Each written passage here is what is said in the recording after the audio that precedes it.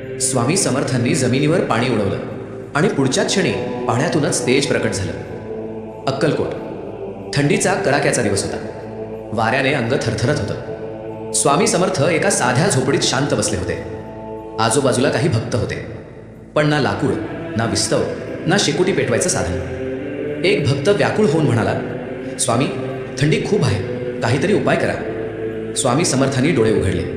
त्या नजरेत करुणाही होती आणि असीम सामर्थ्यही. तेवढ्यात एक भक्त पाण्याचा लोटा पुढे करतो. स्वामी समर्थ तो लोटा हातात घेतात, थोडंसं पाणी तोंडात धरतात आणि जमिनीवर उडवतात. क्षणभर सगळं शांत आणि पुढच्याच क्षणी पाण्यातूनच तेज प्रकट होतं. जमिनीवर अग्नी पेटतो, शेकोटी पेटते, थंडी नाहीशी होते. भक्त स्तब्ध होतात. कुणाच्या डोळ्यात पाणी येतं, कुणी नमस्कार करतो, कुणी जमिनीवर लोटांगण घालतो. तेव्हा स्वामी समर्थ शांतपणे म्हणतात, मी काही करत नाही, विश्वास करतो तोच सगळं करतो.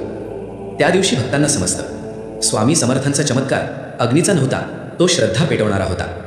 तुम्ही सुद्धा स्वामी समर्थांचे भक्त असाल तर चॅनलला सबस्क्राईब करा.